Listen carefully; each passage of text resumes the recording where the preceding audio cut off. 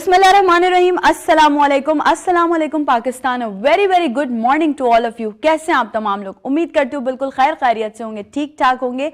खुश रहिए, आबाद रहिए अपने प्यारों के साथ, अपने दोस्तों के साथ, अपने उन खूबसूरत से रिश्तों के साथ कि जिनके साथ आप बेतहाशा खुश रहना चाहते हैं। मैं हूँ आपकी होस्ट नुदरत मुगल और एक और नई सुबह में आप तमाम लोगों को कहती हूँ वेलकम। क्या हाल हवाल है भाई? नया साल स्टार्ट हो चुका है, अल्हम्दुलिल्लाह मेरा और आपका साथ एक और नए साल में दाखिल हो चुका है। और कल का हमारा शो जिस तरह से आप लोगों ने उस पर रिस्पॉन्ड किया, जिस तरह से आप लोगों ने अप्रिशिएट किया, I am really thankful to all of you. और जितने भी हमारे प्यारे प्यारे से गेस्ट थे जिन्होंने हमें टाइम दिया न्यू ईयर के स्पेशल इस मौके पे, हम उनके भी बेहद शुक्रगुजार हैं। और बहुत हमें मतलब मुझे बहुत अच्छा लगता है seriously. It's a bond, it's something like that कि मैं आप तमाम लोगों के साथ डेली आके बात करूं। ये जो मैं हमेशा से कहती हूँ कि ये जो छोटा सा टाइम होता है ना मेरा और आपका, ये इंट्रो वाला जो टाइम होता है, इसमें हम दिल की बातें कह लेते हैं। और इस नए साल में यकीनन कुछ नए गोल्स, कुछ नई चीज़ें होंगी जो कि हमने अचीव करनी होंगी, जो कि हमने सोचा होगा कि हमने अपनी ज़िंदगी में जो शायद पिछले साल गलतियाँ कर दी हैं वो इस साल रिपीट ना करें। हर इंसान अपनी ज़िंदगी में हमेशा कुछ ना कुछ आगे बढ़ने की सोचता है, लेकिन there are some peoples, there are some jealous peoples जो कि उससे आगे नहीं बढ़ने देते।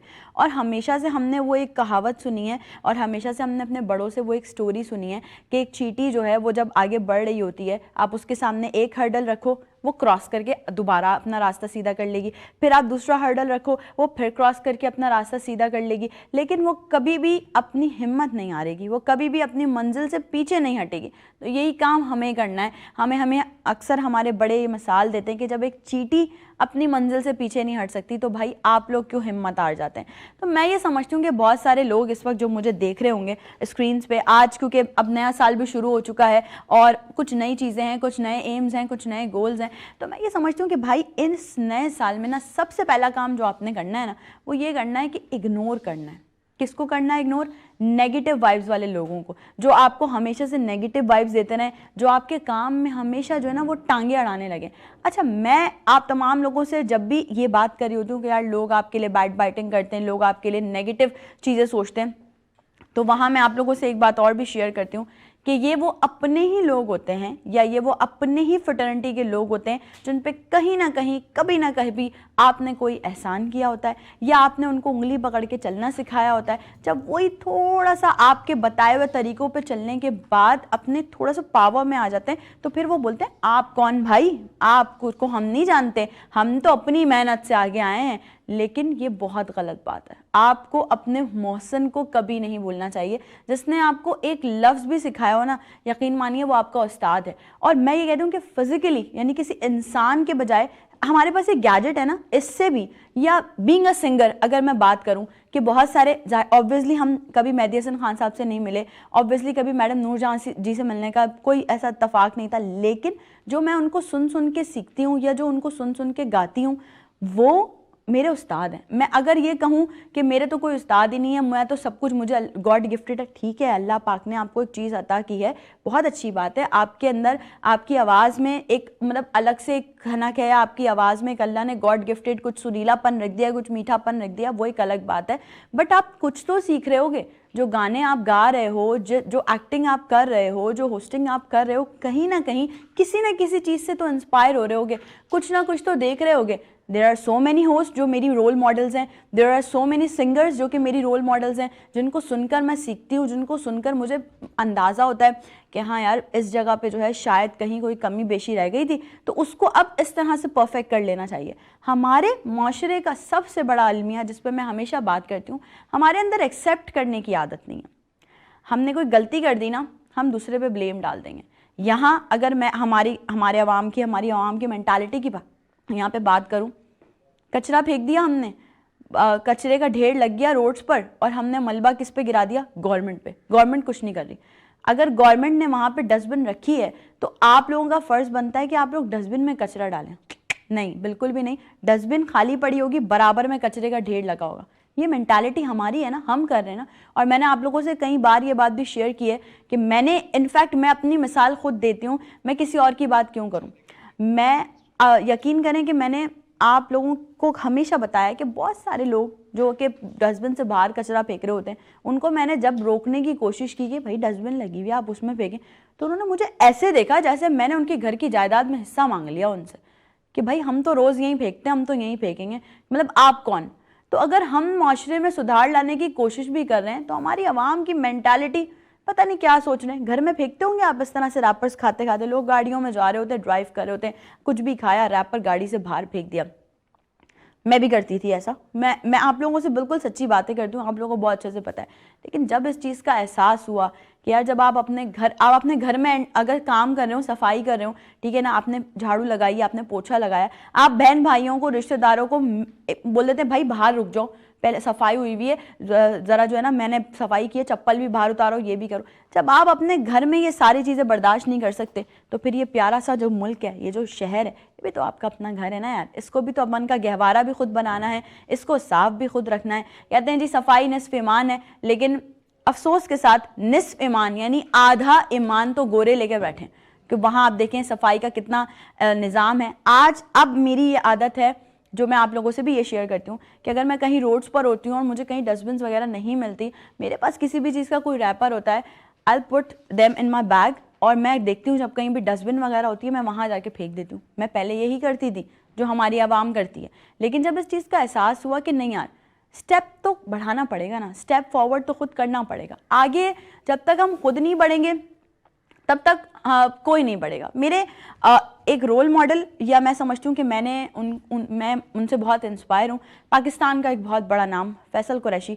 मैं इस बात पे बड़ा प्राउड फील करती हूँ उनका जिक्र करते हुए कि अगर आप उनका सेलफ़ोन उठाएं ना तो उनके सेलफ़ोन में कोई 2500 सॉन्ग्स होंगे या 2000 सॉन्ग्स होंगे, लेकिन उसमें से एक भी सॉन्ग हमारी अपनी इंडस्ट्री से हटकर नहीं है, यानी कि सारे पाकिस्तानी सॉन्ग्स हैं। क्यों? क्योंकि वो हमेशा से ये बात करते हैं और फिर उन्हीं, जाहिर है जब आप किसी से इंस्पायर होते हैं तो फिर उसी की चीज़ों को लेके आप आगे परस्यू कर रहे होते हैं। तो मैं हमेशा से ये कहती हूँ पाकिस्तान का टैलेंट, पाकिस्तान की यूथ, पाकिस्तान का वो छुपा हुआ टैलेंट या पाकिस्तान का सामने आया हुआ टैलेंट, पाकिस्तान की हर चीज़ को हम जब तक खुद प्रमोट नहीं करेंगे बाहर से आके कोई भी नहीं करेगा। आप थोड़ा आसपास नज़र डालें, पड़ोसी ममालिक बहुत सारे हमारे ऐसे हैं, वहाँ पे आप देखें टैलेंट की कितनी कदर है, टैलेंट की कितनी प्रमोशन है। यहाँ एक मैं समझती हूँ कि एक ऐसा कोई हिसाब किताब हमने बना लिया है, और बड़ी माजरत के साथ मैं बहुत तल्ख बात करने जा रही हूँ, मुझे यकीन है और उम्मीद है कि बहुत सारे लोगों को यकीनन बुरी लगने वाली है। हमारे यहाँ ना मेरिट सिस्टम ख़त्म हो गया है। हम लोगों का टैलेंट नहीं देख रहे हैं, हम लोगों की कैपेसिटी नहीं देख रहे हैं, हम लोगों की क्रेडिबिलिटी नहीं देख रहे हैं। हम ये देख रहे हैं कि वो उसका चाचा है, उसका मामा है, उसका भतीजा है, उसका ताया है, आ जाओ। भाई ऐसा क्यों है? जिनको अभी मैं अगर सोशल मीडिया की बात करूं, there are lot of many peoples जिनके पास कोई टैलेंट नहीं है, जिन्होंने सिर्फ 2 लाइंस के गानों पे अपनी एक वीडियो बनाई और एक आपने सोशल मीडिया प्लेटफॉर्म पे डाल दी, और आप देखो यार वो वायरल हैं, उनके मिलियन में बिलियन में व्यूज़ हैं। और वो लोग बेचारे जो कंटेंट क्रिएटर हैं, जो लोग काम कर रहे हैं पाकिस्तान के लिए, जो अच्छा कंटेंट बना रहे हैं, जो टाइम लगा रहे हैं प्रॉपर फ्रेमिंग के साथ, प्रॉपर चीज़ों के साथ, उनकी चीज़ों पे क्या व्यूज़ आते हैं? कुछ नहीं।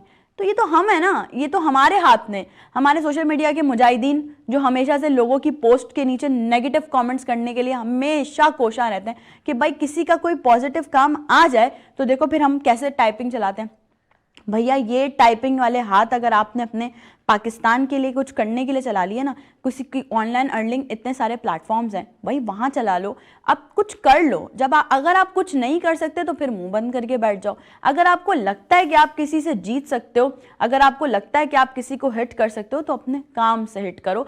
ये नहीं कि आप जेलिसी करो, लोगों के लिए बैड बैटिंग करो, लोगों के लिए जो है ना वो एक प्रोपेगेंडे इख्तियार करो कि यार मैं ऐसा कर लूँ तो शायद ऐसा हो जाए, ये फलां बंदी जो है, फलां बंदा जो है वो यहाँ से डिमोलिश हो जाए, यहाँ से डीमोटिवेट होता है। ऐसा नहीं है। जिनके साथ अल्लाह होता है, जिनकी नीयत साफ होती है, जो सच के साथ अपने पूरे खुलूस के साथ अपने काम को लेकर आगे चल रहे होते हैं, उनका कभी कोई कुछ नहीं बिगाड़ सकता। आज का शो बहुत मज़ेदार, बहुत स्पेशल होने वाला है। कुछ स्पेशल गेस्ट होंगे हमारे साथ ब्रेक के बाद। ब्रेक पे चलते हैं, ब्रेक से वापस आने के बाद हमारे प्यारे प्यारे से गेस्ट नई सुबह में हमें ज्वाइन करेंगे। आप भी शो का हिस्सा बन सकते हैं लाइव कॉल्स के जरिए।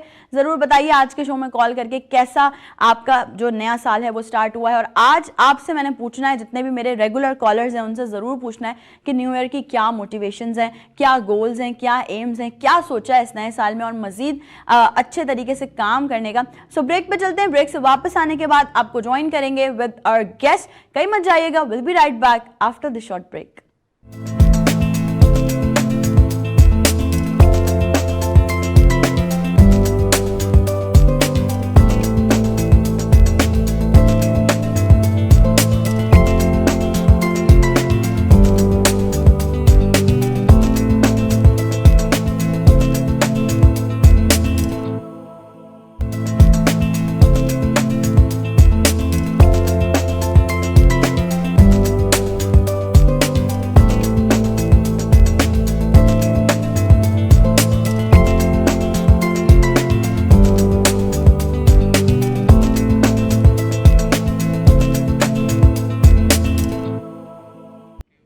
Once again welcome back. एक बार फिर से आप तमाम लोगों को खुशामदीद कहती हूँ नई सुबह में। जैसा मैंने आपको बताया था कि ब्रेक पे जाने से पहले कि अब ब्रेक के बाद, और हमेशा से हमारा पैटर्न भी यही है, नया साल है, कुछ चेंजेस हमने किए हैं, लेकिन यकीनन ये वाली चेंजेस अभी नहीं की है। आपको पता है सबको कि एक पैटर्न है हमारा कि पहले मैं आप लोगों से हम कलाम होती हूँ, मुखातिब होती हूँ, उसके बाद हमारे जो खूबसूरत से गेस्ट हैं वो स्टूडियो में ज्वाइन करते हैं हमें।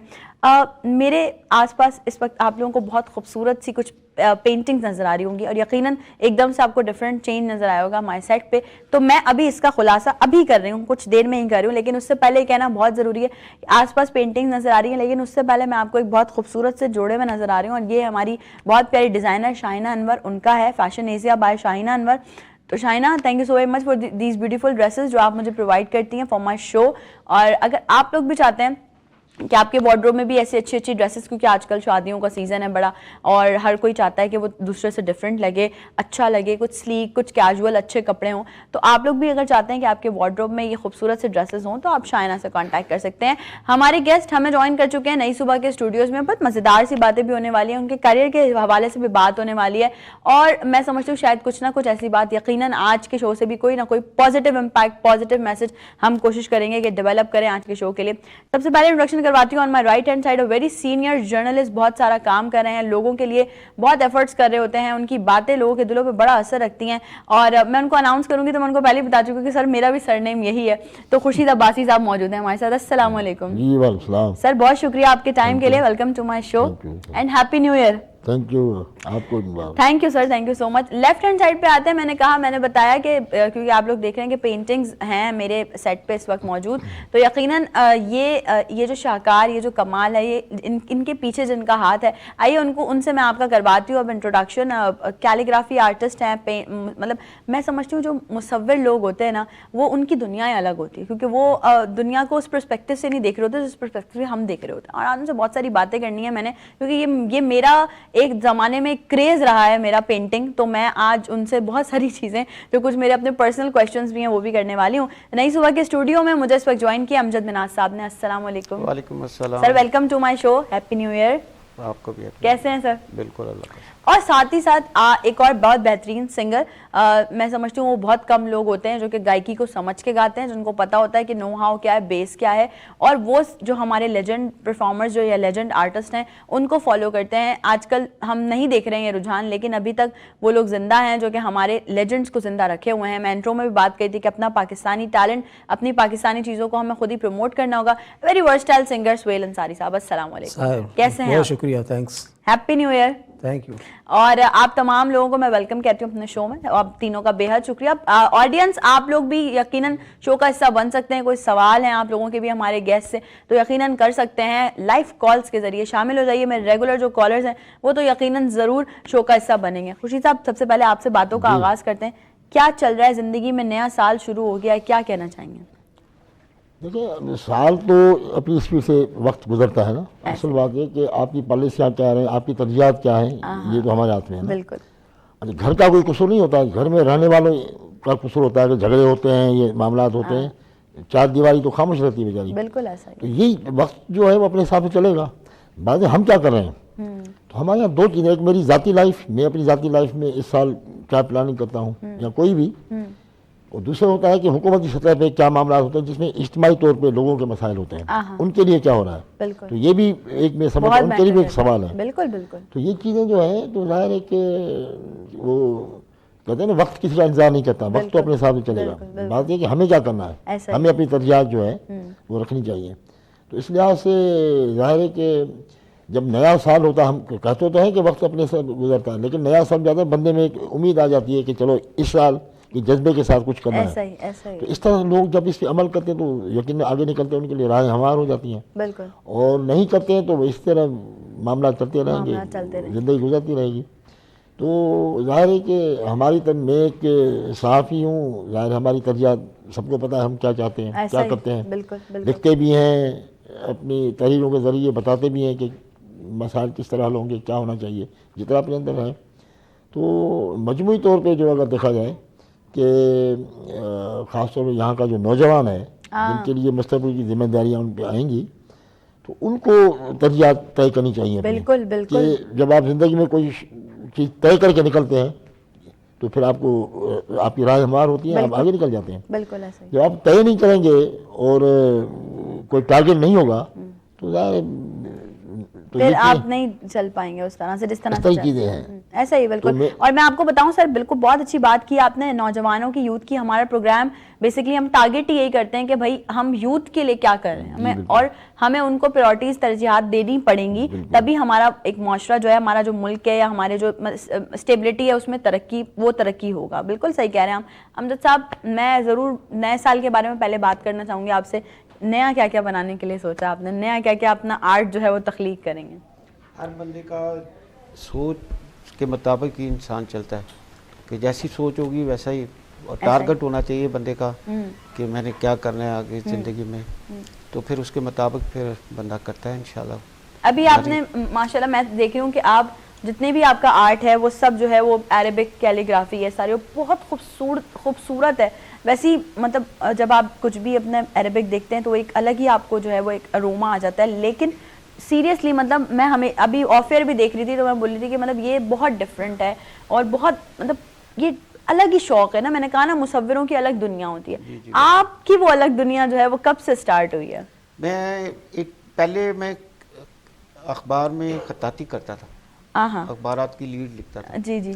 तो फिर वो काम तकरीबन कंप्यूटर के आने से तकरीबन ख़त्म हो गया, तो फिर मैं कैलीग्राफी इसकी पेंटिंग की तरफ आ गया, कैनवस पे। कैनवस पेंटिंग करने पे आ गए। तो कितने टाइम से कर रहे हैं अमजद साहब? ये मैं 81 से तो मैं कर रहा हूँ, लेकिन कैनवस पेंटिंग कैनवस पे मैंने तकरीबन 91 में शुरू किया था। It's long obviously. 91 उस वक्त तो मेरा ख्याल है आप पैदा भी नहीं हुए। सही, बिल्कुल सही पहचाना है आपने। मैं सही यही मैं कहने अभी वाली थी कि उस वक्त तो मतलब पैदा भी नहीं हुए थे और कब से आप माशाल्लाह काम करें।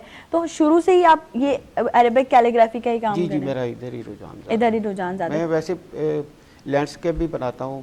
अच्छा, ये जो फ्रंट वाला है हमारा, ये आपने बताया था कि एब्स्ट्रैक्ट आर्ट। ये क्या होता है? एब्स्ट्रैक्ट आर्ट में आप उसको कोई भी उसको शक्ल कोई भी दे सकते हैं, मतलब फ्री स्टाइल जिसे हम Freestyle, कहते हैं। हाँ। आपने जो भी कुछ आपके भी सब, हाँ, जो दिमाग आपके में आया, जेब में है वो उतार दिया उसमें। हाँ ग्रेट, जबरदस्त। सुहेल साहब, सिंगिंग करियर का आगाज मैं पूछना चाहूंगी कब से हुआ, कब से इस फील्ड से वाबस्ता है? ये 93 में हुआ। तब भी नहीं हुई थी पैदा में? 93 से पीटी से आगाज किया, क्या बात है, यूनिवर्सिटी एजाज हमारी। अली मोकरी साहब। तो उनके बाद फिर मोइन अख्तर शो शुरू हुआ उसमें, उसके बाद फिर म्यूजिक चैलेंज एसटीएन से, उसमें मेरे जो जज थे अपना कमर लता साहब, महनाज आपा, टीना सानी, बड़े नाम, टीना सानी और इतने बड़े बड़े वो सेमीफाइनल तक गए। उसके बाद फिर वो मुख्तलिफ शो करता रहा। फिर महबूब अशरफ से रहनुमाई मिली, महनाज आपा से सीखा, अच्छे लोगों के अंदर रहा कि अगर आपको कुछ करना है, बेस आपका होना चाहिए, ठहराव आपका होना चाहिए। और गज़ल के अंदर तो आपको चाहिए तलफ़ुज़, टाइमिंग, कहाँ छोड़ना है, कहाँ से उठाना है, कहाँ नोट गिराना है, कहाँ सीधा नोट जा रहा है आपका, ये बेसिक आपको म्यूज़िक के अंदर आना चाहिए। ऐसा नहीं कि आपने 2 लाइनें वहाँ से पकड़ी और 2 लाइनें वहाँ से पकड़ी। तो वो एक होता सिंगर, वो सिंगर चला जाता है, एक होता गुलूकार जिसके पास गले का काम होता है। क्या बात है, क्या बात है।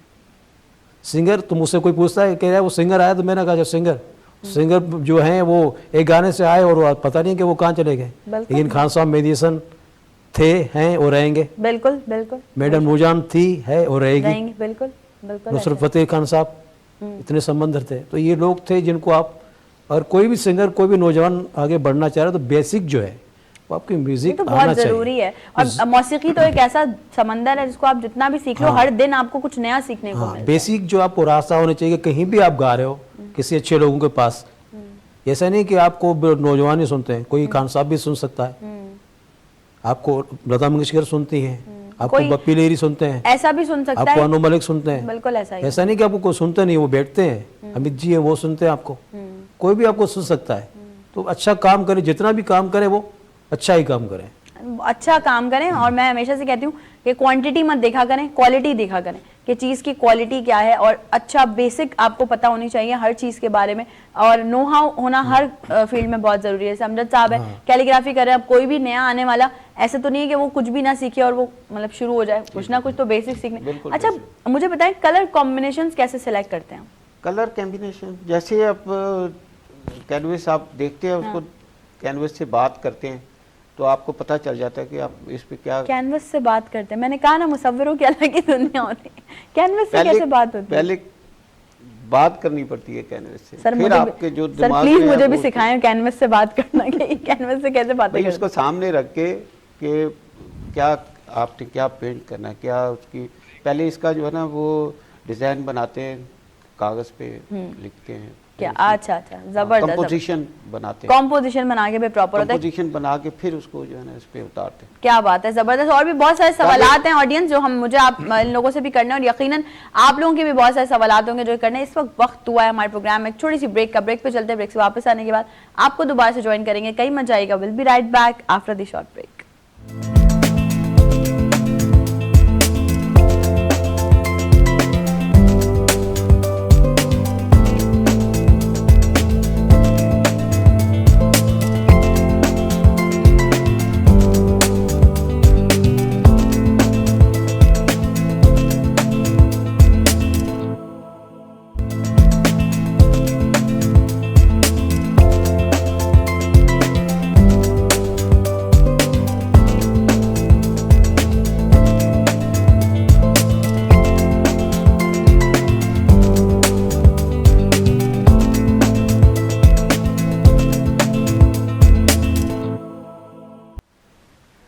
Once again welcome back. एक बार फिर से तमाम लोगों को खुशामदीद कहती हूँ नई सुबह में। और मैं ब्रेक पे जाने से पहले हम बड़े मजे मजे की बातें कर रहे थे, और यकीनन बहुत सारी ऐसी बातें हैं जो कि आप तमाम लोगों के लिए बड़ा फायदे का बाइस भी हो सकती हैं आज के दिन। तो खुशी साहब अगर बात की जाए, जैसे अभी हम ऑफ एयर बात कर रहे थे कि वो गाड़ी की आपने एक मिसाल दी थी कि भाई अब कोई इंडिकेटर दे देता है तो बड़ा पीछे वाला स्पीड तेज कर लेता है। बट आजकल ये हमारे साथ चाहे ट्रैफिक का निज़ाम हो चाहे और बाकी निज़ाम हो, कहीं भी वो चीज़ नज़र नहीं आ रही है जो हम देखना चाहते हैं। मतलब हम सोचते हैं कि ये चीज़ ऐसे बेहतर होनी चाहिए लेकिन नज़र नहीं आ रही। क्या वजूहत है? देखिए, आप जिस भी नए मुल्क में जाएंगे ना, वहाँ की ट्रैफिक देख के वहाँ के लोगों के नेचर का अंदाज़ा कर सकते हैं कि किस तरह के लोग हैं, क्या है। ट्रैफिक का अंदाज़ा हो जाता है देख के। और यहाँ पे तो जैसे मैंने बात की, तो कई तजुर्बे हैं ना, मैंने अपने तजुर्बे की बुनियाद पर बात की। बिल्कुल, बिल्कुल। एक दिन नहीं हुआ, कई बता हुआ ऐसा। आप सुकून से जा रहे हैं, आपको बताया मुझे टर्न करना में जो है इंडिकेटर चला दिया, पता चला पीछे का अच्छा इधर जाएगा, तो वो और गाड़ी तेज करके आगे जाता है कि भाई थोड़ा डिस्टर्ब हो, देर से जाए या नहीं जा सके, बाद में जाए, मैं पहले निकल जाऊँ। एक मेरी नेचर है। तो ये चीज़ें जो मैं एक दिन रात को, पुरानी बात है, जब हालात ठीक नहीं थे शहर के, शारा फैसल पर रात को 2-2:30 बजे आ रहा था, तो एक गाड़ी बीच रोड पे खड़ी है। तो मैंने कहा पता नहीं कि हालात ख़राब है, उसके अंदर क्या लाश पड़ी है, क्या है, किसी मार गया कोई बीच रोड पे। बिल्कुल 10 तरह के ख्याल आते हैं। हाँ, तो मैं भी स्पीड में स्लो किया, आस्ता आस्ता कि करीब रुका ना, मैं देखूँ देखा एक बंदा बैठा इस तरह यूँ करके ना। मैंने कहा बात सुने, क्या हुआ, खैरियत तो है? तो कहना देख नहीं रहे सिग्नल बंद है।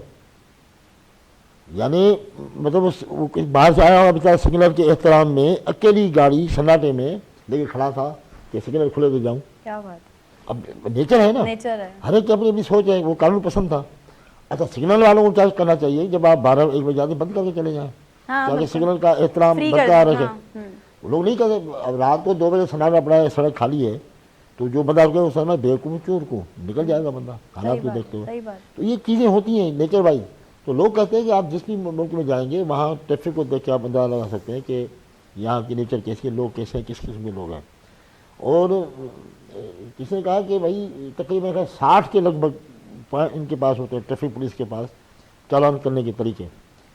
बेल्ट नहीं बांधी आपने, फलानी किया, तो 60 किस्म के तो आप बच नहीं सकते। बिल्कुल, अगर वो अपनी- यहाँ से छुड़ेंगे तो यहाँ से पकड़ जाएंगे। हाँ, उनको आप देखो ना, आप जब रुक जाए तो आपको 10 चीज़ें ऐसा पूछते ही, जाएं, ऐसा कहीं ना ही। कहीं आपको फंसा लेंगे। तो ये चीज़ें हैं। अब लोग भी चालाक हो गए, लोग अपने हिसाब से चलते हैं कि ट्रैफिक वाला इधर खड़ा, इधर से निकल जाओ तो ये फलां करो, ये सब चीज़ें जो होती हैं, या उनको पता होता है कि भाई। तो एक मतलब आज हम बैठे थे कहीं, तो एक उस वक्त DIG था, किसी महफिल में रात हो गई, तो जो जिसका दोस्त था DIG, तो जाते वक्त उसने 1000 रुपया अपनी जेब में रखा आगे। तो मैंने कहा क्या क्यों रखा? कहता रास्ते पुलिस रोकेगी, उनको दे दूंगा। तो मैंने कहा तुम्हारा DIG दोस्त है, जिसके साथ तुम घूमते हो पूरा दिन, उसका नाम ले लेना। या कहता नहीं यार क्यों टाइम ज़ाया करें, हमें पता है कि किसकी कीमत कितनी है, क्या करना है। तो लोग तय करके बैठे हैं।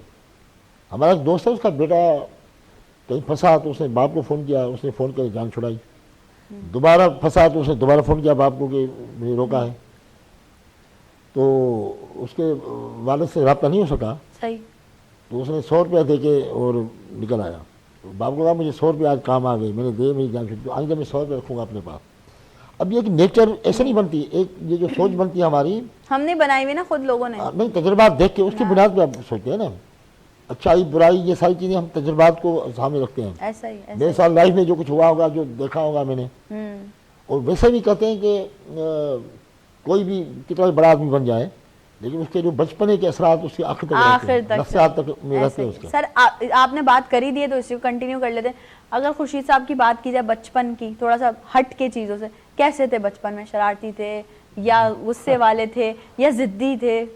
जिद्दी तो बच्चे होते ही होते हैं ना, वो तो फितरी तो होते हैं, लेकिन मैं शरारती ज़्यादा था, मुझे बैठना नहीं आता था, मतलब भागता रहता था इधर उधर कहीं ना कहीं, मतलब इस टाइप की नेचर बचपन से रही मेरी। अभी तक है तो वो? अभी तक है, अभी तक भी, इस वक्त भी शायद वही चीज़ें चल रही हैं, कंट्रोल होती है ना हाँ, इंसान की। बिल्कुल बिल्कुल। तो अभी भी है। अभी मैं अपना खुद काम करता हूँ, जाऊँगा, अगर बच्चे हैं नहीं जय ले आओ फला, नहीं मैं खुद चला जाता हूँ, किसी को कहता भी नहीं हूँ। और अच्छी बात। मेरी इस तरह की नेचर बनी हुई है ना। अच्छा, हमारे यहाँ क्या होता था कि जो वालदा हमारी, कि बाइक बंदा जाता है कहीं तो जो मिले बंदा खा ले, हाँ। दोबारा नहीं मांगना चाहिए।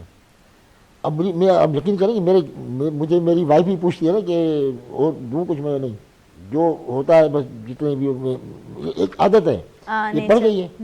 तो ये बंदा जो है, अच्छा अब कुछ गलत आदतें होती हैं लोगों में, अब वो उसके क्योंकि उसका ताकुब करती हैं हाँ, जवानी बुढ़ापे तक, तो वो हरकतें करते नजर आ जाती हैं कि भाई इसकी नेचर क्या है। बिल्कुल ऐसा ही। ये सारी चीज़ें हैं कि एक सिस्टम का, देखो हम एक सिस्टम का हिस्सा हैं, सिस्टम, हाँ उससे बालातर नहीं है, निकल नहीं सकते। बिल्कुल ऐसा ही, चीज़ें बिल्कुल हैं। नहीं, बिल्कुल सही बात कर रहे हैं। और यकीनन ये जो ट्रैफिक वाली बात की है, कुछ भी मतलब अगर हम देखें कहीं से भी देखें तो ये हमारा सिग्नल वाली बात जो सर ने की, उसको मैं ऐसे कंटिन्यू करूंगी कि हम अगर सिग्नल पे रुके हुए होंगे तो बराबर वाली गाड़ियों वाले मैं ऐसे देखते हुए जा रहा हूँ कि तुमने कोई गुनाह कर दिया हाँ, सिग्नल पे रुके, मतलब वो अजीब ऐसे है। हो कि भाई रुके हुए क्यों हो भाई? हम अपना जो ट्रैफिक का रूल है वो फॉलो कर रहे हैं। जैसे उन्होंने बताया कि वो एक बंदा अकेला खड़ा हुआ था कि भाई मैं सिग्नल बंद है, तो ये थोड़ा अगर मुत्तहिद होकर हम खुद चीज़ों की कोशिश कर लें तो यकीनन बहुत सारे रूल्स एंड रेगुलेशन हम सही कर सकते हैं, मुल्क के हालात, शहर के हालात सही कर सकते हैं। अब बातें हमारी चलती रहेंगी। एक सडन सी रिक्वेस्ट, एक सडन सी फरमाइश मेरे दिमाग में आई, ये गाना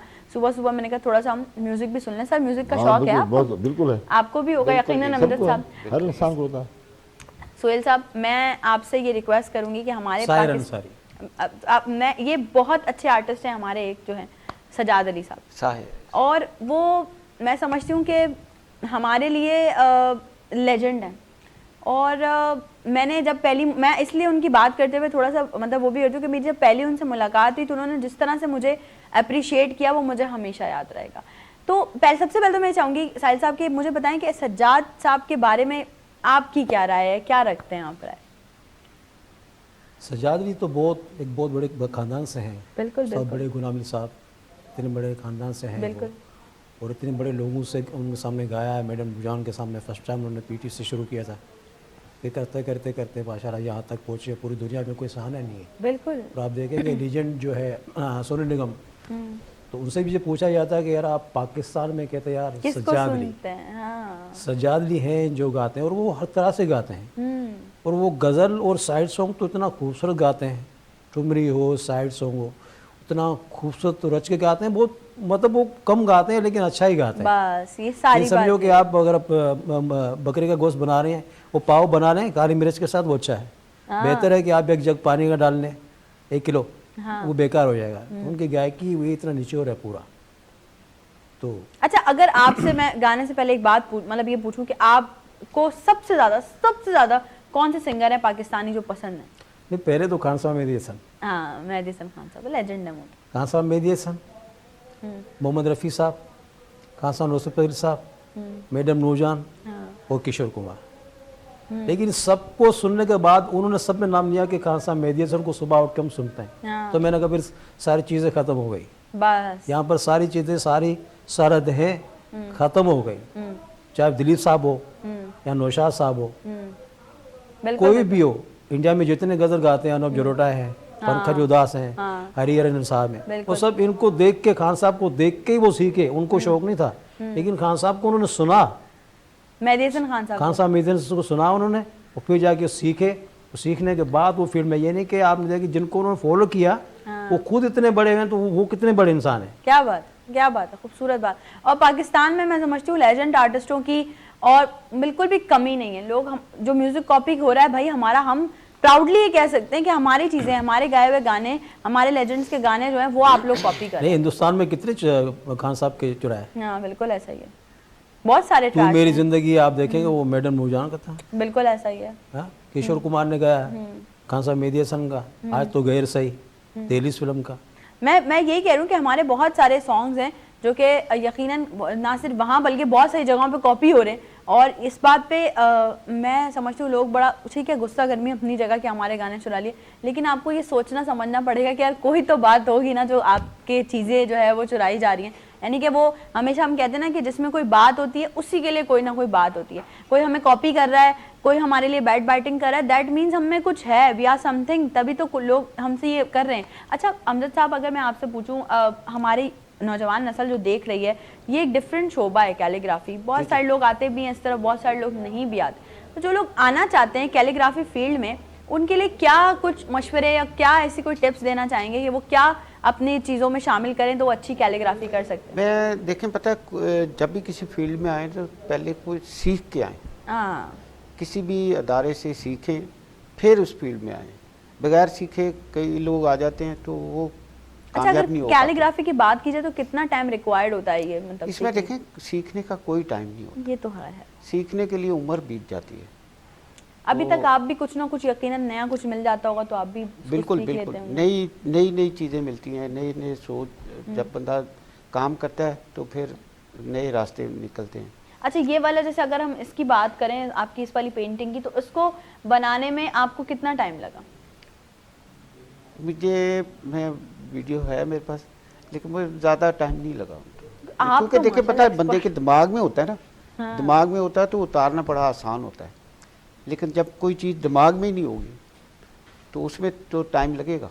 सबसे पहली पेंटिंग या सबसे पहली कैलीग्राफी क्या की थी? सबसे पहली मैंने अल्लाह के नाम लिखे थे। सुभान क्या अल्लाह। बात है, सुभान अल्लाह, वाह वाह, सुभान जबरदस्त। सबसे पहली 100 स्टाइल में मैंने लिखा अल्लाह, फिर अल्लाह मोहम्मद सल्लल्लाहु अलैहि वसल्लम का नाम 100 स्टाइल में लिखा। डेली प्रैक्टिस सबसे पहले जो है डेली वही। और प्रैक्टिस अल्लाह और मोहम्मद की प्रैक्टिस। इतनी खूबसूरत प्रैक्टिस होगी तो यकीनन फिर हाथों में नूर ही आएगा। बड़े मैंने मुख्तलिफ स्टाइल से मैंने लिखता था, डेली प्रैक्टिस करता। क्या बात। और कोई भी काम जब तक आप प्रैक्टिस नहीं करेंगे आप कामयाब नहीं हो सकते। ऐसा ही, ये तो नहीं, ये तो आपने बिल्कुल रियाज देखें, मैडम नूर जहाँ थी, मेहदी हसन साहब 8-8 घंटे रियाज करते थे। No doubt. हमारे आजकल के हम लोग खुद नहीं कर पाते। हम लोग जो है ना, हमें नई जो लोग आ रहे हैं उनमें सीखने का रुझान नहीं है। है, और बिल्कुल नहीं है। वो बोलते हैं कि आज ही हम पॉपुलर हो जाएं, ऐसा ही। एकदम वो, बिल्कुल ऐसा लेकिन ही। वो जैसे आते हैं वैसे ही वापस चले जाते हैं। ऐसा ही है। और मैं हमेशा से शो में इस बात का जिक्र करती हूँ कि हमारी एक बड़ी लेजेंडरी आर्टिस्ट है, मैं उनका इंटरव्यू पढ़ रही थी तो उसमें किसी ने उनसे पूछा कि भाई जो लोग अच्छा सुथरा गा रहे हैं, सीख कर गा रहे हैं, वो बेचारे उनको शोहरत पजीराई बड़ी देर में मिलती है, और जो लोग ऐसी ट्यूनर वाले लोग हैं, जो लोग ऐसी गा रहे हैं, उनको बड़ी जो पजीराई है वो बहुत जो है वो जल्दी मिल जाती है। तो उन्होंने क्या खूबसूरत बात की, उन्होंने कहा कि अल्लाह पाक ने जिसको देर तक चलाना होता है ना, अल्लाह उसको आहिस्ता आहिस्ता आहिस्ता तरक्की देता है, और जिसको अल्लाह पाक ने एकदम ही बस ऐसे उठाया और बूम खत्म, उसको अल्लाह पाक एकदम मतलब दिखाता है लोगों को और फिर उसको जो है वो नीचे ले आता है। तो बस यही बात है, हमें अपनी चीज़ों पे बड़ा फोकस्ड होना चाहिए। आप तमाम लोग जानते हैं कि जब अचानक से मैं ब्रेक की बात करती हूँ, अचानक वाली ब्रेक, तो वो कौन सी वाली ब्रेक होती है? वो जी ब्रेक होती है हमारी चाय की ब्रेक, टी ब्रेक होती है। तो क्योंकि इतनी सारी बातें हमने कर ली हैं, सुबह का टाइम है, तो टी ब्रेक लेना बहुत ज़रूरी है। यूं जाएंगे यूं वापस आएंगे, जल्दी से जाइए जल्दी से वापस आइए। Will be right back after the short tea break.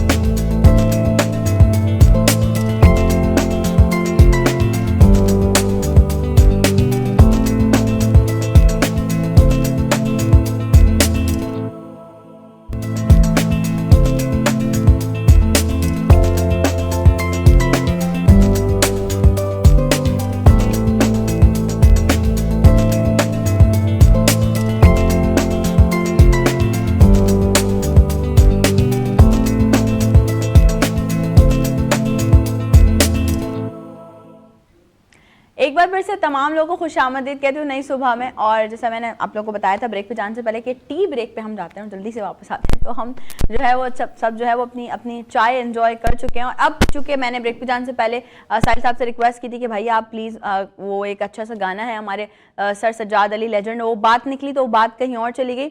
तो हमने कहा कि अब ब्रेक से वापस आने के बाद उनसे ज़रूर सुनते हैं। तो मैं चाहूँगी साहिल पे खड़े हो तुम्हें क्या गम चले जाना, इसको जो है वो नई सुबह का इस वक्त हिस्सा बनाया जाए। नई सुबह भी अच्छी हो जाएगी और नया साल भी अच्छा हो जाएगा। बिल्कुल बिल्कुल। चलें ये हम थोड़ा सा ऐसे सुनेंगे विदाउट म्यूजिक, और उसके बाद खान साहब के गानों की थोड़ी सी जो है वो कलेक्शन ऐड करेंगे शो में। लेकिन अभी हम ये सुन रहे हैं इनसे विदाउट म्यूजिक। हर जुल्म तेरा याद है, भूला तो नहीं हूँ। हर जुल्म तेरा याद है, भूला तो नहीं हूँ। ऐ वादा फरामोश में तुझ सा तो नहीं हूँ। हर जुल्म तेरा याद है, भूला तो नहीं हूँ। साहिल पे खड़े हो तुम्हें क्या गम चले जाना। साहिल पे खड़े हो तुम्हें क्या गम चले जाना। मैं डूब रहा हूँ अभी, डूबा तो नहीं हूँ। ऐ वादा फरामोश में तुझ सा तो नहीं हूँ। हर जुल्म तेरा याद है, भूला तो नहीं हूँ। मुस्तर क्यों मुझे देखता रहता है ज़माना। मुस्तर क्यों मुझे देखता रहता है ज़माना। दीवाना सही उनका तमाशा तो नहीं हूँ। दीवाना सही उनका तमाशा तो नहीं हूँ। ऐ वादा फरामोश में तुझ सा तो नहीं हूँ। हर जुल्म तेरा याद है, भूला तो नहीं हूँ। क्या बात है, वाह जबरदस्त, क्या बहुत शुक्रिया, बात, क्या बात है, जबरदस्त। और आपने बहुत अच्छी बात की थी स्टार्ट में एक, उसको अभी मैं आपसे कंटिन्यू करूंगी। तलफ़ुज़ बहुत ज़रूरी है, आपका प्रोनाउंसिएशन, आप मोहब्बत कह रहे हैं, मोहब्बत कह रहे हैं, ज़िंदगी कह रहे हैं, ज़िंदगी, मतलब ये बहुत मुश्किल चीज़ें हैं, ये बहुत टिपिकल चीज़ें। ऑल्दो भाई I am not a pro singer, मुझे पता है बहुत सारी चीज़ें, अभी तो हम बहुत कुछ सीख रहे हैं, अभी तो लर्निंग प्रोसेस में, लेकिन जितना कुछ सीखा है मेरे उस्ताद से और जितने भी लोगों ने मुझे सिखाया है, उनसे यही सीखने को मिला है कि आप जब एक लाइन गा रहे हैं उसको ख़त्म करें तो वो आप पूरा वर्ड खत्म करें।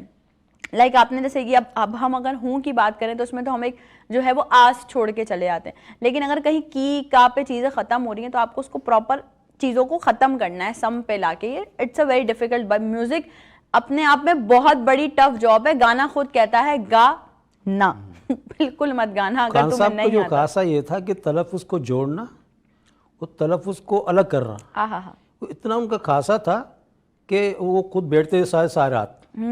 अब जैसे ये नासिर कादमी की गज़ल है,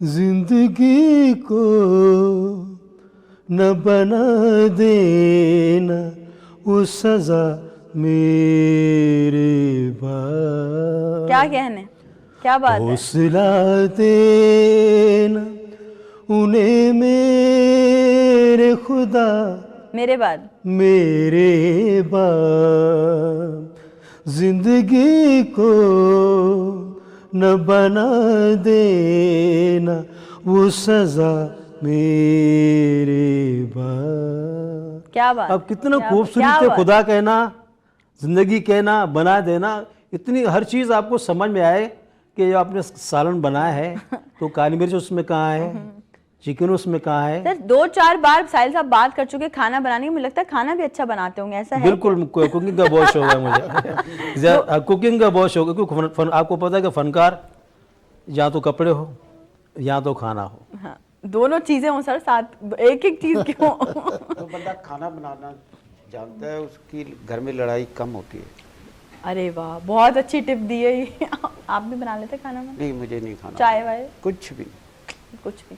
खुशी साहब मैं आप नहीं बना लेता हूँ। खाना बना ले। अच्छा, गाने का शौक है क्या, या सिर्फ सुनने की हद तक? नहीं, सुनने का तो सुनते हैं बहुत, लेकिन सर किस टाइप का पाकिस्तानी म्यूजिक आप एंजॉय करते हैं, ये बताएं। गजल ज़्यादा अच्छी लगती है मुझे तो। गजल ज्यादा अच्छी लगी, मतलब सही मेल जोल बैठा है अभी आज। हाँ, हाँ, गजल बिल्कुल। सिंगर। खुशी साहब से तो मेरी ये दूसरी मुलाकात है, अच्छा अच्छा। और बहुत जो इनकी बातें यही बुजुर्ग हैं जो जब सुनते हैं हम, आज जब यहाँ बैठे हैं तो आप ये मुझे किसी ने नहीं बिठाया, इन्होंने बिठाया मुझे। ऐसा ही है, बिल्कुल ऐसा ही। कुछ सीख के आते हैं ना आप, हाँ कुछ बिल्कुल सीख ऐसा। के आते हैं तो आप जाते हैं, बिकते हैं, कोई चीज़ आपकी मार्केट में आती है वो अच्छी होगी तो लोग उसको देखेंगे कि हाँ ये चीज़ अच्छी है। ऐसा ही है, तो बिल्कुल ऐसे लोग हैं जिनको हम सुनते हैं, हम्म। और मैं तो बहुत मदा हूँ उनका, बहुत ही अभी आया है, मैंने बहुत खुशी हुई, मैंने कि ऐसे लोगों के साथ हमारा बैठना नसीब हुआ। बिल्कुल, नहीं नहीं और एक बिल्कुल बुजुर्ग जो होता है वो एक दरख्त की तरह होता है। बिल्कुल। सीनियर तो लोगों बड़े की बड़े अपना, लोग तो हमारे चले गए सारे जितने भी हैं। सीनियर लोगों का अपना एक तजुर्बा होता है, और मैं समझती हूँ असल में तजुर्बे देखो, से। मुशाहिदा बड़ी चीज़ होता बड़ी है। चीज़। मुशाहिदा ऐसी चीज़ है, आप प्रैक्टिकली देखते हैं कि आप आंखों में देखते हैं कि ये कैसे हुआ कैसे हुआ, अगर वो आप शेयर करेंगे तो आने वाली नस्ल को फायदा होगा। हाँ बिल्कुल ये ऐसा। ड्रामे क्या है, ड्रामे किसी मकसद नहीं बनाए गए हैं ना। एक चीज़ कहाँ से शुरू हुई, ये पूरी लाइफ खत्म कर देते हैं, हाँ एक पूरी लाइफ दिखा देते हैं ना। ऐसा ही है। पैदा हुआ, ये हुआ, इस तरह ये हुआ, मर गया, ये पूरा सर्कल आपका दिखा। सर्कल दिखा देते हैं, ऐसा ही है। तो ये लाइफ में ये चीज़ें होती हैं, तो मुशाहिदे मेरे ख्याल में बहुत अहमियत रखते हैं हर लिहाज से। सर मुशाहिदे की बात ही चल रही है तो यकीनन यहाँ पे सवाल पूछना गलत नहीं होगा कि अभी इस वक्त दौरे हाजरा की चीज़ें और थोड़ा सा अगर हम पीछे चले जाएं हमारी पुरानी चीज़ें, उनमें बड़ा डिफरेंस आ गया। लोग पहले साथ बैठते थे, एक दूसरे के साथ बैठ के मोहब्बतें होती थी, खुलूस होता था। अब सारी ज़िंदगी आपकी सिर्फ एक इस पे सिमट कर रह गई है, ठीक है ना। आपने किसी को ईद मुबारक कहना है इस पे कह दिया, घरों में आने जाने का रिवाज ख़त्म हो गया है, बड़ा दूर कर दिया लोगों ने एक दूसरे को। क्या कहना घर के अंदर भी आप देखें ना, हर के हाथ में मोबाइल है, बाप के हाथ में भी है, माँ के हाथ में, बच्चों के हाथ में, कोई किसी बात ही नहीं कर रहा, उसमें लगे होते हैं ना। बिल्कुल ऐसा ही है। अगली जो ज़िंदगी आएगी मैं समझा और इस तरफ जाएगी, पता नहीं क्या ज़माना आएगा आने वाली नस्लों के सामने, तो वो तो पता। अब देखें ना, आप हाथ में पूरी दुनिया लेके घूम रहे हैं, बिल्कुल अब जहाँ भी जिसको चाहें देखें, पूरी दुनिया आपके हाथ में है। ऐसा ही, वो ज़माना ऐसा ही। दूसरा था। एक ज़माना था, हमने तो टेलीफोन सिस्टम होता था ना कि जो उसमें कितनी मुश्किलात होती थी। सर वो पीटी सेल जाके कॉल करनी पड़ती थी, मैंने सुना है कि आपको पीसीओ जाके फिर कॉल्स करनी हाँ, पड़ती वो थी। जिसके बाद पहले लेकिन उसमें मोहब्बत थी, कॉल बुक करवानी पड़ती थी पहले। जो खतों की बातें थी ना वो तकिए के नीचे जो छुपा के रखते थे, उसकी बात अलग थी, बहुत मोहब्बत किया आपने लगता है जिंदगी में। उसकी बात अलग थी। ये पर्सनल एक्सपीरियंस बोल रहा है मुझे लगा। लेकिन नहीं, मैं यहाँ पे वो बात करती हूँ ना, तो मैं जरूर ये बात कहती हूँ। अभी न्यू ईयर के कल के शो में भी हम यही बात कर रहे थे कि ईद त्योहारों पे भी पहले एक अलग खुशी होती थी यार, चूड़ियां लेकर आनी, कजन्स के लिए कार्ड बनाने हैं, ईद कार्ड, उस पर लिखना है, अच्छा तुम ये शेर लिख रही हो मैं ये शेर लिखूंगी, वो एक अलग सी चीज। अब तो ये आपने एक ही मैसेज बनाया और सबको फॉरवर्ड कर दिया कि भाई ईद मुबारक, क्योंकि टाइम नहीं है लोगों की जिंदगी में सर। और अगर अभी देखा जाए तो वो असली चीजें, चाहे हम खाने पीने की बात कर लें, चाहे हम रिश्तों की बात कर लें, खलूस की बात कर लें, वो असली चीजें हैं ही नहीं कहीं, सब कुछ बनावटी हो गया, बस बनावटी हो गया, दिखावा ज़्यादा हो गया है। आप दिखाएं बस ख़त्म, अच्छे कपड़े पहने, आपने एक चीज़ दिखा दी, बस अंदर में आप क्या है वो पता नहीं है। हाँ बाज़ाहिर आप अच्छा चेहरा रखते हैं, बन ठन के चलते हैं, अगर आप बंदे पे इम्प्रेशन डालते हैं, लेकिन नेचर वाइज आपकी नेचर कुछ और है, फिर धोखा भी खा जाते हैं। ऐसा ही है, ऐसा ही है। ये जो चीखो पुकार माशरे में बनी हुई है, इवन रिश्तों में आप देखें ना कि अगर जो पसंद की शादी भी होती है तो लड़की भी सोचती है कि जिसके साथ मैं शादी करूंगी उसके स्टेटस क्या है, किस तरह का बंदा है। ऐसा ही है। अच्छा वो स्टेटस बनावटी लगता है। हाँ ये पता उस वक्त चलता है जब प्रैक्टिकली ज़िंदगी में आते हैं, तो फिर पता अरे ये तो कुछ और था, वे तो कुछ और, सही बात है। फिर वहाँ से लड़की यू टर्न देती है और फिर ये चीज़ें होती हैं। आप देखें जाके कितने तलाक के केस पड़े हुए हैं कोर्टों में, कितने झगड़े पड़े हुए हैं। तो बंदा असल में नेचर वाइज बंदे को जो है ना, एक तो मजबूत रहना चाहिए और अल्लाह पे भी छोड़ देना चाहिए कि वो भी सिस्टम, अगर आपका ईमान है तो उस सिस्टम पे उस पर यकीन करें कि जो कुछ होगा उधर से ही होगा। तो कहीं सब्र भी कर लेता है बंदा, के तरीके से चलता है। ये जो माशरा डिसबैलेंस हो गया है ना माशरा पूरा, तो बड़ा वो खतरनाक है बहुत। और ये सब कुछ हमारे सामने हो रहा है, चेंजिंग हो रही है, ये प्रोसेस चेंज हो रहा है, उस प्रैक्टिकल लाइफ से हम गुजर रहे हैं। अब इसमें जो नफ़े में गया नुकसान में गया उसकी किस्मत, आगे चल के आप जब पूरे सिस्टम को समझ जाएंगे, आने वाली जनरेशन जो समझ जाएगी फिर वो फैसले करेगी समझने के बाद। अब तो गड़बड़ है काफ़ी, सफ़ेद शाह का पता नहीं चल रहा है, चीज़ें मिक्स हो गई हैं। ऐसा ही है। और जो इसके माहिर हैं इन चीज़ों के आगे निकलने के या फ्रॉड करने के या इन चीज़ों के, तो वो निकल जाते हैं, लेकिन असर भी होता है उसका। क्योंकि अगर नेचर वाइज, असल तो बात नेचर है ना, अगर आपके पास आर्जी पैसा आ गया किसी भी तरीके से तो वो मसले घर थोड़ा ही है, मेन है नेचर। नेचर आपकी कैसी है, बिल्कुल ऐसा। एक ज़माना था पुराना, उस ज़माने में जो है ख़ास तौर पे अगर 4-5 बहनें उनकी शादियाँ हो गई तो उनको बाकायदे बुला के उनके बच्चों समेत उनके लिए एक हफ्ता 10 दिन उनको साथ रखते थे। शादी से पहले लोग आ जाते थे। हाँ, ये चीज़ें एक रिश्ते होते थे ना, आप घूमने गए भाई, आप भी जा ले ली, आप बच्चों के साथ पहुँच गए, तो आपस में पूरी फैमिली मिलजुल के बैठती थी, नेचर वाइज प्यार में इजाफा होता था, देखते थे हर चीज़, दुख सुख में साथ। अब वो चीज़ें ख़त्म हो गई है ना। मैं तो हैरान हो गया था, मुझे ये बात बताई थी फैसल ईदी ने, तो उसने कहा कि हमें एक फ़ोन आया नाज़ाबाद के इलाके में से कि यार वो मेरे वालिद का इंतकाल हो गया है, तो अब मैं फैमिली के साथ आया हूँ अमेरिका से, सुबह को हमारी फ़्लाइट है, तो अगर हमने मिस की तो फिर दोबारा फ़्लाइट कब मिले, क्या हो, मामला हमारा गड़बड़ हो जाएगा। तो अपने वालिद की लाश घर की गली में छोड़ के जा रहे हैं, आप उनको जो है पेमेंट हमसे ले लें और दफना दीजिएगा।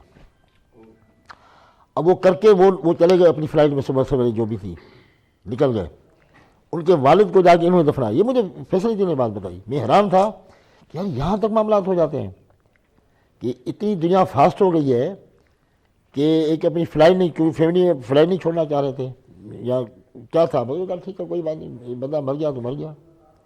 तो ये जो मामला हैं ना बड़े, अब ये जितनी लाशें पहुँचती हैं तो एमएलए थोड़ी उनकी पोस्टमार्टम करता है उनका, वो वहाँ जो जिन बंदियों की ड्यूटी होती है या जो इस तरह होते हैं उनके हवाले करते हैं, वो चीर फाड़ के हाँ भाई ठीक है, और रिपोर्ट भी सही नहीं होती कि आपने जो मरा है कैसे मरा है। तालीम मयार आपका गिर चुका है। हाँ, तालीमी मयार बहुत गिर चुका है। असल पहले तालीम के साथ तरबियत दी जाती थी। बिल्कुल। मेरे वालिद साहब उस ज़माने अलीगढ़ पढ़े हुए थे, तो मैंने उनको उनके नेचर में बात करने का स्टाइल उनके अपने आप अप्लाई किया हुआ था पूरा, क्योंकि तरबियत भी साथ होती थी। अब डॉक्टर है ना, डॉक्टरों को तो तरबियत होनी चाहिए ना उनकी। पेशेंट जब डॉक्टर के पास जाएगा तो अगर डॉक्टर के अंदर वो सलाहियतें हैं तो आधा पेशेंट वैसे ठीक हो जाता है, बात करने से हो जाता है। हाँ, अगर डॉक्टर के पास नहीं है तो हमारा दोस्त है वो MBBS करके वो घूमता रहता है, क्यों क्या हुआ, कहते यार मैं तो नकल करके पास हुआ, पैसे दे के पास हुआ, मुझे कुछ नहीं आता। तो अल्लाह को अपना दिया गया हुआ है, मैं किसी को मारना नहीं चाह रहा था, क्लिनिक छोड़ के बैठ जाऊँ। हालांकि मेरी डिग्री है MBBS की। चलो लॉयल तो है कम से हाँ, कम। उसके बाद में सच्चा तो है। हाँ हूँ चाह रहा, अगर वो चाहे तो को रोकेगा भी नहीं, बिल्कुल, बैठ जा। हाँ, यही तो बात। ये जो मयार मजबूत और गिरा है ना, इसके बड़े नुकसान हुए, माशरे में बड़े इसके असरात हुए हैं, हर सतह पर गिरा है। मैं तो ये हमेशा कहती हूँ कि हमारे घर वालों ने तो ये सोचा हमेशा कि भाई हमारे घर में खाने को हो ना हो, लेकिन हमारे बच्चों की पढ़ाई अच्छी होनी चाहिए, एजुकेशन अच्छी होनी चाहिए, इस पे हमेशा फोकस किया। लेकिन आजकल का क्या दौर है, एक बड़ा मेजर ड्रॉबैक जो हम देखते हैं, चाइल्ड लेबर, छोटे छोटे बच्चों को काम पे लगाया हुआ है। अगर कानून है, देखिए हमारे कवानीन जबरदस्त हैं, इम्प्लीमेंट नहीं हो रहा उन पर। ऐसा ही है, और दूसरे मामले में इम्प्लीमेंट होता है। इम्प्लीमेंट होता है। मिसाल अमेरिका की बात करें, उधर सबसे पहले जो है कानूनी तहफ़्फ़ुज़ जानवरों का है, बिल्कुल। दूसरे नंबर पे जो बच्चे, फिर औरतें, फिर मर्द आते हैं, और उस पर सख्ती से इम्प्लीमेंट होता है। ऐसा नहीं कि आप या तो कानून ने बनाए तो इम्प्लीमेंट कराए। हाँ बिल्कुल ऐसा ही है। और मैं अगर ये बात कहूँगी तो गलत नहीं होगा कि मैंने खुद एक चीज़ पे अगर इम्प्लीमेंट किया हो तो ही मैं किसी को तलकीन कर सकती हूँ। मैं हमेशा से कहती हूँ छोटे बच्चों को जब भी देखा करें, बहुत सारे लोग हैं, मेरी अपनी अम्मा भी, कि अरे छोटा है, मासूम है, पता नहीं क्या मजबूरी है, नहीं, मत दिया करें। छोटे बच्चों को पैसे मत दिया करें, आप उनकी आदत खुद बिगाड़ रहे हैं। वो आते हैं अगर आपके पास हाथ फैलाने, तो जैसे मैंने और मेरी एक ऑर्गेनाइजेशन ने एक छोटा सा स्टेप लिया था। आज माशाल्लाह हमारा बोया हुआ बीज जो है वो एक तनावर दरख्त बन चुका है। सर मैं आपसे भी ज़रूर शेयर करना चाहूँगी, मैं आने वाले हर उस अच्छे गेस्ट से शेयर करती हूँ जो चीज़ों को समझता है। कि हमने एक सिग्नल पे थे और वहाँ पे हमें एक बच्चा मिला जो कि दिखने से कहीं से भी नहीं लग रहा था कि ये इसका पेशा है मांगना। तो उसने बड़े वो हमें हसरत भरी निगाहों से देख रहा था और हमने उससे पूछा कि क्या कर, मतलब बेटा ये क्यों मांग रहे हो? तो उसने कहा कि मुझे नहीं पता, मुझे लाया गया है यहाँ पे और मुझे नहीं मांगना, मुझे पढ़ने का शौक़ है, मुझे स्कूल जाना है। मैं बच्चों को देखता हूँ बैग्स उठा के जाते हुए तो मुझे बहुत अच्छा लगता है। मैंने कहा ठीक है।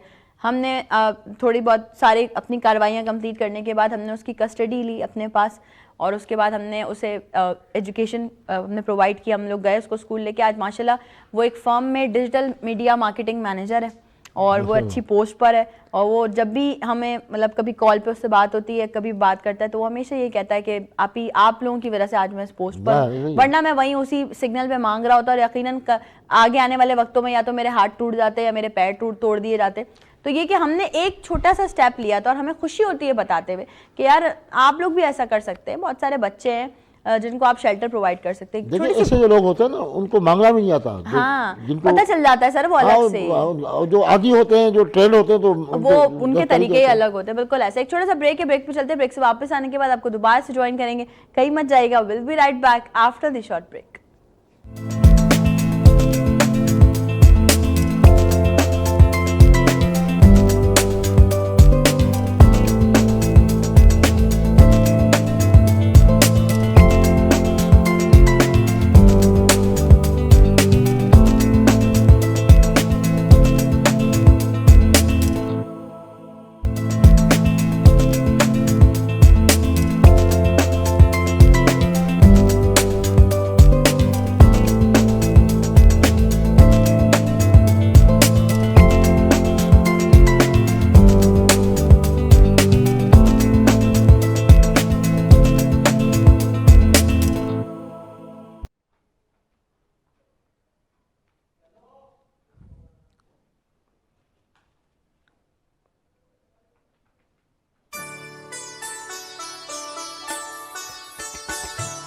दुनिया किसी के प्यार में जन्नत से कम नहीं। एक दिलरुबा है दिल में जो हूरों से कम नहीं। दुनिया किसी के प्यार में जन्नत से कम नहीं। एक दिलरुबा है दिल में जो हूरों से कम नहीं। दुनिया किसी के प्यार में।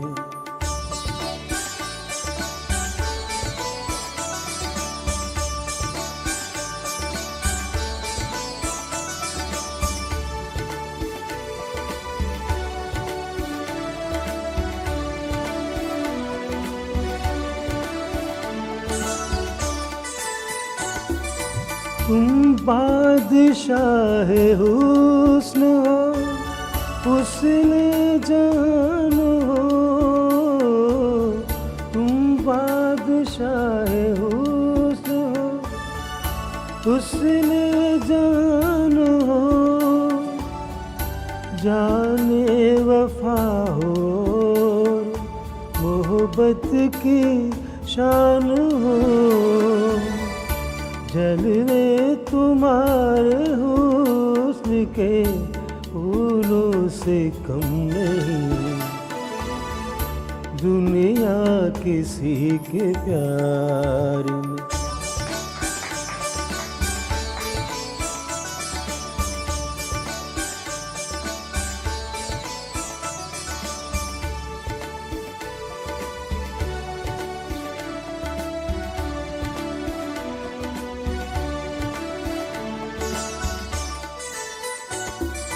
भूले से मुस्कुरा तो मोती बरस पड़े, भूले से मुस्कुरा तो मोती बरस पड़े,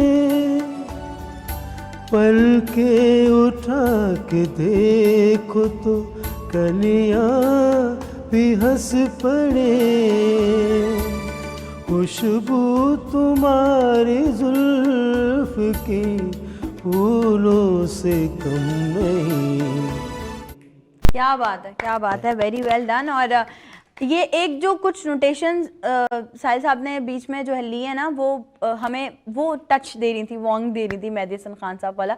अच्छी बात है, अगर इंसान किसी को फॉलो कर रहा होता है फिर उसी की तरह से हम अगर आंखें बंद करके सुने तो यकीनन थोड़ा बहुत टच हमें ऐसा महसूस होगा एकदम से कि शायद हम ओरिजिनल वाला गाना। Thank you. सीरियसली वो जो कुछ नोटेशंस थी वो बहुत, ऑल्दो आप मेरे बहुत सीनियर हैं और बहुत कुछ मैंने यकीनन बड़ापन आपका, आप खुद माशाल्लाह इतना अच्छा गाती हैं। अरे नहीं, बस ये कि कोशिश कर लेते हैं हम थोड़ी सी गाने की। अच्छा खुर्शीद साहब, अगर आपकी तरफ बढ़ा जाए, ऐसा अभी आपको क्या लगता है कि कौन सा एक मेजर इशू है जो अगर फौरी तौर पर रिजॉल्व हो जाए तो कराची के हालात में या मुल्क के हालात में बड़ी बेहतरी आ सकती है? देखिए, असल में आप देखें, दूसरे माहौल की मिसाल लेना कि आप चले जाए यूके में, चले लंदन की तरफ, वो क्या करते हैं, एक अच्छा सा रोड निकाल लिया शहर के बीच में इस तरफ, हाँ, और आबादी बना दी, एक इधर निकाल दिया, आबादी बना दी, बुनियादी सहूलतें सबको देते हैं वो। बिल्कुल। अब यहाँ क्या है कि यहाँ बदकिस्मती ये है कि एक शहर बिल्कुल भर गया है, और आपने देखा कि कितनी जब बारिश होती है तो यहाँ सैलाब आ जाता है शहर में। क्यों? कि जितने भी जो कुदरती रास्ते थे इसके बारिश के पानी के, वो आपने रोक दिए, कसर कभी कॉलोनियाँ बना दी वहाँ पे, तो फिर ऐसा होना ही था। प्लानिंग असल में हुई नहीं, यहाँ लोग आते गए, प्लानिंग नहीं हुई। अच्छा, फिर दूसरी बात मैं तो हमेशा ये कहता हूँ, भाई अगर इतनी सहूलतें नहीं तो थोड़ी बहुत सहूलतें अगर आप देहात में देना शुरू कर दें तो देहात के लोग इधर क्यों आएंगे फिर? मतलब ये कि वहाँ मामला इंतहाई गंभीर है, ख़राब है, तो लोग कहते, लोग फ़ख्र महसूस करते शहर की तरफ जाते हुए, भाई मैं तो कराची में रह रहा हूँ, मैं तो लाहौर में रह रहा हूँ। ये जो बुनियादी जो बात है ना, जो बुनियादी गलतियाँ हमारी, वो हम भुगत रहे हैं। बिल्कुल ऐसा ही है। पूरा दबाव जो शहरों पे है, आप देखें लाहौर की आबादी कहाँ पहुँच गई, कराची की आबादी कहाँ पहुँच गई, इस्लामाबाद का क्या हाल है इस वक्त। बिल्कुल बिल्कुल। हर बड़ा शहर जो आपको लगेगा, क्योंकि हर एक की कोशिश हम वहाँ गए, वहाँ सब सहूलतें हैं, फलां है, फलां है, फलां है। तो ये जो चीज़ें ये नहीं होना चाहिए, और इस तरह से मसाइल पैदा हुए हैं। अब उन मसाइल को आप कैसे हल करेंगे? अब जैसे आपने पहले बात की ना कि बंदा सफाई रखे, बिल्कुल। कौन यहाँ क्या होता है? नहीं सर, बिल्कुल नहीं सफाई रख सकते। चीज़ें ना किचन के ढेर लग जाते हैं, और उसकी वजह से बीमारियां पैदा होती हैं, फिर ज़ाहिर लोगों की हेल्थ इश्यूज आते हैं। ऐसे वहाँ पे क्या, अब वहाँ हम यूरोप की बात करते हैं, बाहर क्यों करते हैं? तड़प रहे हैं ना उसके लिए, हमें जैसे भी लोग कैसे जान ऐसे ही रख के जाते हैं, मर जाते हैं, पहुँच नहीं पाते कुछ। ये क्यों पागल बने हुए लोग? क्योंकि वहाँ उन्हें ग्रीनरी को अहमियत दी है, इस वजह से वहाँ की आब हवा साफ़ है, ठीक है, पानी वहाँ का आपको रूटीन में साफ मिलेगा। यहाँ तो पैसा वाले लोग मिनरल वाटर पीते हैं, और इस आम बंदा तो बेचारा रह जाएगा। बिल्कुल सही बात है। बल्कि आप ये लाइन जो आ रही है आपकी ठट्टा से उधर से, जो पानी की लाइन, पानी जो आ रहा है पूरा ओपन है, और जब कराची के करीब होता है तो लोगों ने वहाँ तोड़ा हुआ है, पाइपों को तोड़ में से उसे कपड़े धो रही हैं, औरतें बैठी वहाँ पे बच्चों को नहला रही हैं, वो पानी वापस में आता है, फिर वापस आपकी तरफ आता है। तो ये चीज़ें कौन उसको चेक बैलेंस करेगा, कौन जिम्मेदार है? इदारे आपके जो है काम नहीं करते, नाम इदारों को नाम है, उन्होंने काम करना छोड़ दिया है, तो सब अपना टाइम पास कर रहे हैं। ऐसा तो ही। उसके नतीजे ये निकले आपके सामने हैं। बिल्कुल। जब उसमें इम्प्लीमेंट होगा ये चीज़ें जो बुनियादी, हमें क्या चाहिए, हमें पीने का साफ पानी चाहिए, सेहत की सहूलत होनी चाहिए, ठीक है, ये तो बुनियादी एक इंसानी ज़रूरत है ना। बिल्कुल। अगर वही नहीं, हॉस्पिटल तो आपने बड़ा शहंशाह बना दिया, उसमें दवाई नहीं मिलेगी, मेरे किस काम का? सर बिल्कुल सही बात है, बिल्कुल तो ये जो चीज़ें जो है ना, ये तालीम इदारा बहुत बड़ा, उसमें अगर तालीम तरबियत नहीं है तो किस काम का इदारा वो? सही। तो ये जो दिखावा है ना, हमने पहले बात की, ये दिखावा हमारे ज़्यादा है, अमल कम है, उसके नतीजे आपके सामने हैं। ये मामला बिगड़ चुके हैं, ऐसे बिगड़ेंगे, बेहतर नहीं होगा अगर ये हाल रहा तो। बिल्कुल। मैं हमेशा कहता हूँ जो इदारा जिस मकसद के लिए बनाया गया उसे वो काम लिया जाए, बिल्कुल। कोई भी इदारा हो, ठीक है ना। मस्जिद में आप जाएं, नमाज पढ़ें, इबादत करें, अगर उसी मस्जिद को सियासत के लिए इस्तेमाल करेंगे हाँ या किसी और मकसद के लिए, क्या बिल्कुल, तो जो क्या? जिसका काम है या जहाँ वो पर होना जो चाहिए चीज़ ना। है तो वो जो इदारा जिस मकसद के लिए बना है, तालीमी इदारे हैं, आपके मेडिकल कॉलेज हैं, हॉस्पिटल्स हैं, स्कूल्स हैं, उसे आप प्रॉपर वे में काम लें। बिल्कुल ऐसा ही, बिल्कुल। और जो आपने कानून देखो, मैं हमेशा कहता हूँ हमारे यहाँ कानून जबरदस्त बने हुए हैं, हालांकि अंग्रेज़ों के कानून अभी तक भी कुछ मौजूद हैं, उनके असरात तो हैं ही हैं अभी भी। हाँ ऐसा ही। लेकिन अगर अपने आपने कानून बनाए हैं ना तो उनके इम्प्लीमेंट भी करें, बिल्कुल नहीं। ये सारी चीज़ें फिर आपको नतीजे मिलना शुरू हो जाएंगे। बिल्कुल बिल्कुल सही बात है। मैं आपसे ज़रूर पूछना चाहूँगी कि हमारे जो इंडस्ट्री है, कैलीग्राफी इंडस्ट्री की अगर बात की जाए, क्या अगर नौजवान नस्ल इसमें अपना टैलेंट दिखाना चाहे तो स्कोप है पाकिस्तान में? बिल्कुल, क्यों नहीं है, बहुत स्कोप है। यानी कि अर्निंग पॉइंट ऑफ व्यू से अगर देखा जाए तो भी स्कोप है। बिल्कुल है। अच्छा, आपका कोई जो कौन ऐसा है, कोई उस्ताद, कोई इंस्पिरेशन जिससे आपको ये इंस्पिरेशन मिली है? देखिए, बड़े बड़े साथीजा हैं, बड़े सादकैन साहब हैं, गुलजी साहब हैं, फिर अपना इकबाल मेहदी साहब हैं। लेकिन मैंने ये देखा कि जो जितने भी बड़े उस्ताद गुजरे, वो किसी को सिखाने में जो है ना, वो बड़ा कंजूसी वो करते थे। कोई भी, सिर्फ एक इकबाल मेहदी ऐसा आर्टिस्ट था कि जिसने अपने शागिर्द पैदा किए, बहुत सारे, सैकड़ों की तादाद में। तो आज भी वो अपने अपने काम कर रहे हैं, अपने उनके स्टाइल पे नहीं कर रहे, दूसरे उस पे कर रहे हैं। लेकिन इकबाल मेहदी ने बहुत सारे शागिर्द पैदा किए। लेकिन बाकी जितने भी सादकैन साहब हो गए, गुलजी साहब हो गए, और बाकी आर्टिस्ट हैं, उन्होंने सिखाने में कंजूसी की है। मेरा ये कहता हूँ कि जो आप देंगे ना, इल्म तो वैसे भी जितना आप बांटेंगे फैलाएंगे उतना ही आप उतना ही बढ़ेगा। फैलेगा। क्या बात है, तो जबरदस्त। ये मैं बड़े बड़े उस्ताद में सीखने जाता था, तो वो छुपाते थे काम, सिखाते नहीं थे। तो मुझे बड़ी तकलीफ होती, बड़ा दुख होता था। तो मैं अपने तौर पे प्रैक्टिस करता था, लेकिन ये है कि सिखाने में मुझे इस बात पे शिकवा है। कोई भी बात हो, कोई भी चीज हो, कोई भी इल्म हो, आप उस पे इल्म सिखाने बांटेंगे, में- हाँ, आपको इल्म, आप किसी को इज्जत देंगे, आपको इज्जत मिलेगी। बिल्कुल ऐसा ही। जो आप चीज तीन- आप बांटेंगे वो आपको मिलेगी। बिल्कुल ऐसा। आप तीनों का बेहद शुक्रिया सर। प्रोग्राम का टाइम बिल्कुल अपने अख्ताम को पहुंच चुका है। Thank you so much for coming. बहुत शुक्रिया नई सुबह में टाइम देने के लिए, और आप लोगों का बेहद शुक्रिया कि आप लोग डेली हमें देखते हैं और इतना अच्छा अप्रिशिएट करते हैं। प्रोग्राम आज का कैसा लगा, अपनी राय का इजहार जरूर कीजिएगा। इंशाल्लाह कल फिर होने वाली है मेरी और आपकी मुलाकात, सेम टाइमिंग्स पे सुबह 10 से 12 होंगे लाइव आपके साथ। मुझे मेरी पूरी टीम को खासुल खास दुआओं में जरूर याद रखिएगा। कल तक के लिए दीजिए इजाजत, अपना बहुत सारा ख्याल रखिएगा। अल्लाह हाफ़िज़।